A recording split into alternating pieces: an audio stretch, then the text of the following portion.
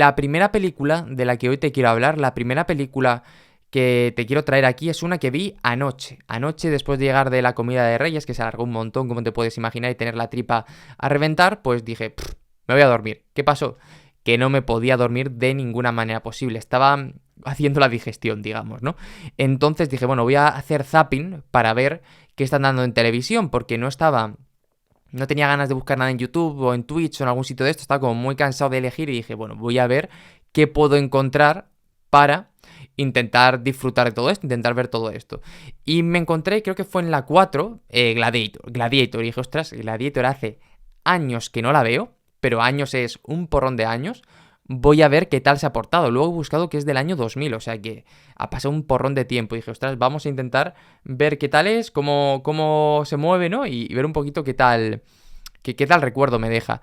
Y la verdad es que es un peliculón, las cosas como son, pero aquí sobre todo hemos venido a hablar de venta, hablar de consejos, hablar de pautas.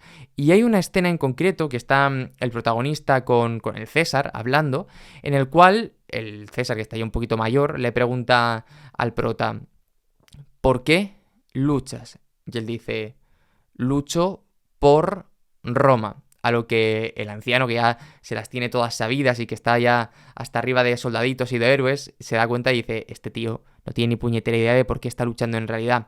Y le pregunta, ¿qué es Roma? Y le dice, Roma eres tú, es el imperio, es la historia, es el legado.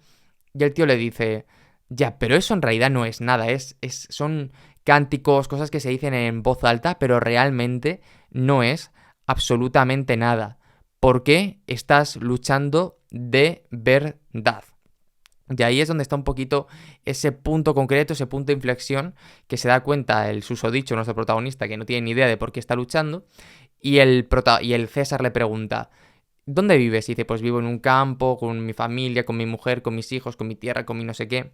Y dice, eso es por lo que luchas, eso es Roma. Y a mí esto me da una lección súper importante a la hora de cualquier narrativa, a la hora de vender, y es que no se trata de simplemente contar una historia, sino que tiene que ser una historia que toque, que la gente se siente identificada. ¿Y cómo conseguimos eso? Individualizando la historia. Es decir, muchas veces cuando hablamos de masas, de grupos, etcétera, no acabamos de sentirnos identificados. ¿Por qué? Porque un grupo de personas podría no ser nadie, pero Pepito, Menganito podría ser tú, tu hijo, tu hermano, tu padre, tu madre, etcétera. Y ahí es donde mucho más fuerte está toda esta situación y toda esta relación que tenemos que tomar en consideración.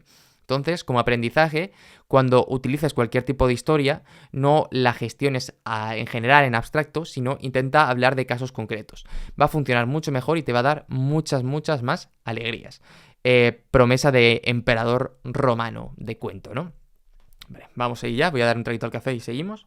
Segunda película. Bueno, esta es una película que ha sido una rayada mental tremenda, pero que, ostras, no está mal. De hecho, esta te voy a decir que o sea, el resto están todas en plataformas, etcétera. Todo lo que ha pasado por aquí está pagado, evidentemente. Pero esta es muy concreta, muy concreta, muy concreta. Que me la compré volviendo en Nochevieja de pasar unos días con unos amigos para volver para acá. Y dije, bueno, en el tren tengo que ver algo. Y fue Cámara Café, la película. ¿Por qué? Bueno, el culpable de todo esto es Loulogio, que seguramente sabéis quién es, un youtuber muy antiguo, streamer ahora, y él hizo el otro día un repaso de películas, cuando digo el otro día, a lo mejor es hace ya 10 o 15 días, y dijo que esta película le había gustado. Dije, oye, pues yo que tengo ganas de verla, que siempre fui fan de la saga original cuando se emitía en televisión hace ya tantos y tantos años, voy a darle una oportunidad, ¿no? Y, ostras, es una rayada enorme de película. Creo que narrativamente no tiene ningún sentido y ninguna coherencia, pero el humor la sostiene. Y eso es algo bueno, porque al fin dices, bueno, pues no está mal, ¿no? A mi chica no le ha gustado nada, por cierto. Pero a mí ha sido como, bueno, pues está bien, buen trabajo, buen ratito. No está nada mal, ¿no? Y de la lección que me llevo de aquí es que hay un momento en el que la oficina española pues, de la empresa donde trabajan, que no tengo ni idea de lo que hacen, entra en batalla de ventas con la oficina de Portugal. Y en España se obsesionan mucho con ser hiperproductivos para conseguir este resultado, para conseguir pues, ganar esta batalla, ¿no? Y se dan cuenta de que cuanto más obsesionados están, menos venden, y abren una puerta a la flexibilidad, a que cada uno tenga un poquito más de libertad, y los resultados empiezan a crecer y empiezan a crecer. Luego pasan cosas como te puedes imaginar, pero me pareció como un Planteamiento muy interesante, porque muchas veces somos muy muy cabezotas y decimos o se hace todo perfecto como quiero o no se hace absolutamente nada. Yo soy el primero que ha estado en esa situación y en ese planteamiento de o se hace todo como quiero o realmente no voy a hacer nada. Y no merece la pena, es mejor ser flexible, ver qué se puede hacer, ver cuál es la mejor manera de hacerlo, y ahí es donde surgen realmente posibilidades, ¿no? Y me gustó mucho porque creo que esa idea es muy concreta. Y por cierto, la película yo te la recomiendo porque aunque tiene menos coherencia que un billete de 30 euros, creo realmente que te lo pasas bien. Así que está muy, pero que muy bien. La siguiente película es una de las primeras que vi este año y es Argentina 1985, si no me equivoco está en Amazon Prime en España, y tenía, en Prime Video, y tenía muchísimas ganas de verla, porque bueno, siempre yo tuve una compañera argentina hace mucho tiempo cuando trabajaba por cuenta ajena y siempre me hablaba mucho de la situación argentina y de todo esto, ¿no? Ella no vivió esto que se estoy viviendo aquí de la dictadura ni nada, pero le habían hablado mucho sobre ella, ¿no? Como supongo nos pasa aquí en España con Franco y con todo este tipo de cosillas, pues allí exactamente lo mismo, que aquí nadie te habla de nada realmente. Y la cuestión es que Argentina 1985 es un juicio que se hace a los responsables de la dictadura para que paguen por todos los crímenes y matanzas que han cometido durante todos estos años, ¿no?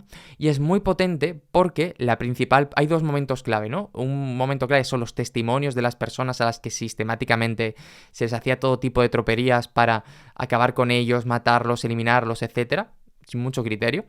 Y luego, número 2, el discurso final del fiscal que está liderando la causa en pos de encarcelar a estos susodichos, ¿no? Por llamarlos de alguna manera.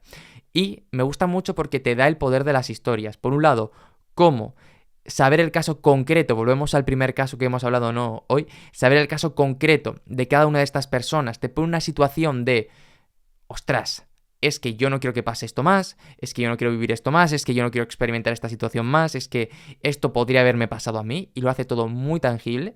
Y número 2, el discurso final, como las palabras finales tienen el poder de movilizar a todo un país para luchar porque no se vuelva a repetir una situación así, ¿no? Todos son palabras al final, palabras, palabras y palabras.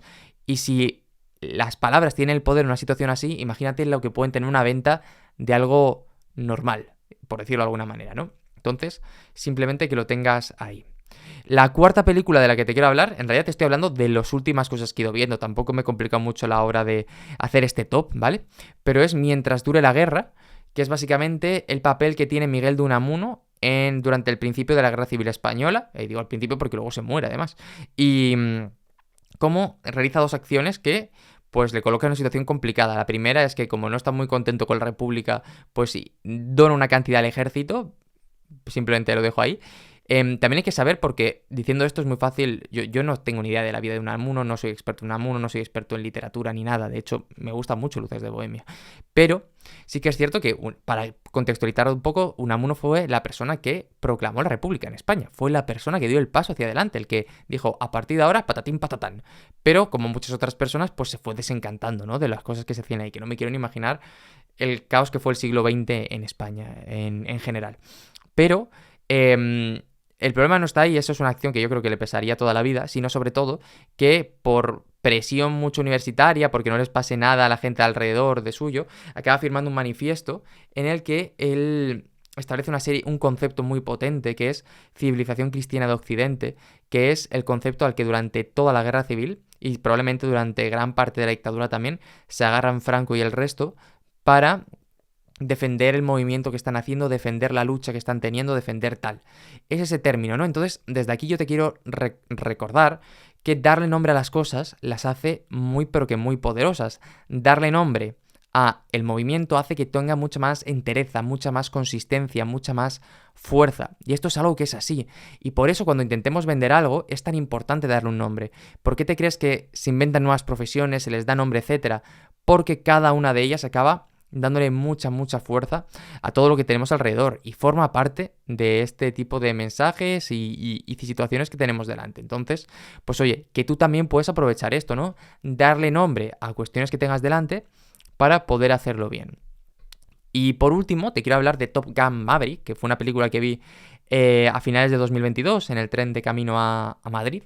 Y fue una película en la cual Bueno, pues me gustó mucho la manera en la que está construido lo que se suele llamar hoyo. ¿Qué es un hoyo? Un hoyo es que antes de decir algo súper potente, preparemos el contexto para que tenga mucha más fuerza, ¿no? Es decir, yo te puedo decir, ayer Pepito me dijo no sé qué, decirte, es que Pepito, lo que me dijo el otro día, ahora te vas a alucinar, tal. Como ir sembrando, ¿no? Un poquito lo que vamos a hacer, ir cavando el hoyo donde luego vamos a plantar ese árbol. Pues esto es una película que lo hace realmente bien, porque lo que hace principalmente es que va construyendo tensión, tensión, tensión, tensión, tensión y ¡pum! Lo rompe. Y es muy consciente de cómo y cuándo tiene que romperlo, ¿no? Entonces, me pareció una película súper potente, una propuesta muy interesante y que creo realmente que mereció mucho, mucho la pena a la hora de hacerlo y a la hora de trabajar con ella. Así que ahí lo tienes también para tenerlo.